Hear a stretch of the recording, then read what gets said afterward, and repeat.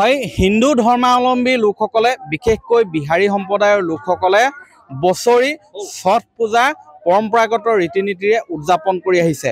এইবাৰো অন্যান্য প্ৰান্তৰ লগতে শিৱসাগৰৰ থানামুখ দিখৌমুখ ঘাটত এইবাৰ ৭৩ সংখ্যক ছট পূজা উদযাপন কৰিছে আৰু এই ছট পূজা ৪ দিনীয়াকৈ উদযাপন কৰা হয় আৰু আজিয়েই মুখ্য তথা আজি অন্তিমটো দিন।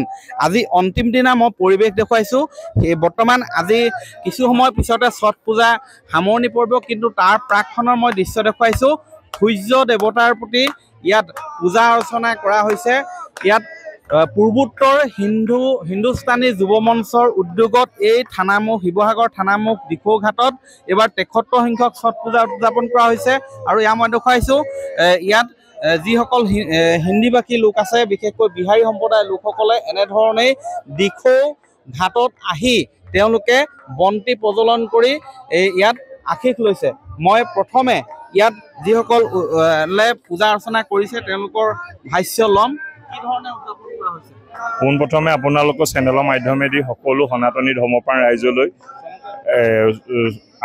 ছট পূজা আন্তৰিক অভিনন্দন জ্ঞাপন কৰিছোঁ। যিহেতু আপোনালোকে গম পাইছে যে আমাৰ হিয়াৰ আমঠু জুবিন দাক আমি হেৰুৱাইছোঁ, তাৰ কাৰণে আমি মৰ্মাহত হৈছোঁ। কিন্তু আগৰ দৰে যি ধৰণে আমি ছট পূজা উদযাপন কৰিব লাগিছিল তেনেদৰে আমি নাই কৰা। আমি দুখত হেৰি হৈছোঁ।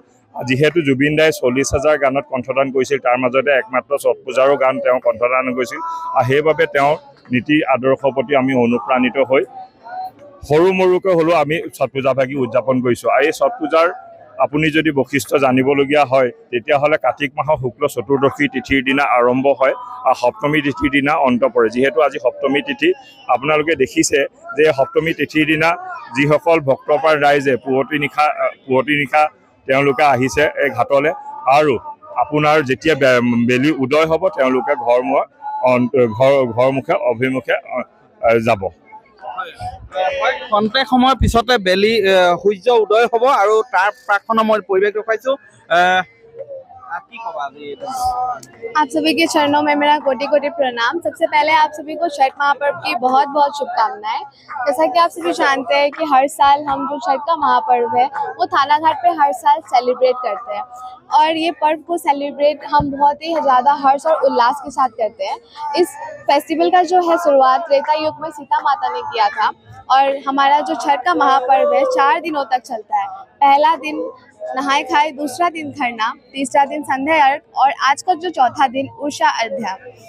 आज जो है हम ये फेस्टिवल आज समाप्त होने वाला है, और थोड़ा बहुत ऐसे दुख भी लगता है कि अब डायरेक्ट 1 साल बाद यानी कि 365 डेज के बाद हम ये फेस्टिवल को सेलिब्रेट करेंगे।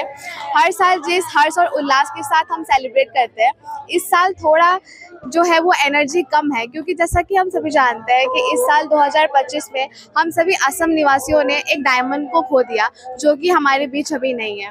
वो भले ही हमारे बीच शरीर रूप से नहीं है, बट आत्मा रूप से वो हमेशा हमारे साथ रहेंगे। और कहते हैं कि मन्नत जो भी हम छठी मैया से मांगते हैं वो हमेशा पूरा हो जाता है। तो अंत में छठी मैया से यही मन्नत मांगेंगे कि जल्द से जल्द जुबिन दा को न्याय मिले, और हम सभी जो है इस फेस्टिवल को अच्छे से हर एक फेस्टिवल को हर्ष और उल्लास के साथ सेलिब्रेट करें। जय आयोग হয় শান্তি সম্প্ৰীতি কামনা কৰাৰ লগতে নিজৰ মংগল কামনা কৰাৰ লগতে জুবিন দাৰ ন্যায়ৰো তেওঁলোকে কামনা কৰিছে। মই দেখুৱাইছোঁ শিৱসাগৰৰ আজি এই আচলতে সূৰ্য উদয় হোৱাৰ প্ৰাকখনৰ দৃশ্য মই দেখুৱাইছোঁ। শিৱসাগৰৰ দিখৌমুখ ঘাটৰ দৃশ্য এনেধৰণেই বৰ্তমান দিখৌ নদীত স্নান কৰাৰো পৰিলক্ষিত হৈছে। কোনোৱে ইয়াতে বন্তি প্ৰজ্বলন কৰিছে, চাকি জ্বলাইছে। মই দেখুৱাইছোঁ শিৱসাগৰৰ থানামুখ ঘাটত আজি ইয়াত ছট পূজা ইয়াত উদযাপন কৰা হৈছে। এনেধৰণেই মই দেখুৱাইছোঁ এই পৰিৱেশ যে তেওঁলোকে শিৱসাগৰৰ পৰিৱেশ। বাইদেউ নাই, এতিয়া জ্বলাম আমি আহিছোঁ। আজি আৰু ছট পূজা আমাৰ ভালে লাগিছে।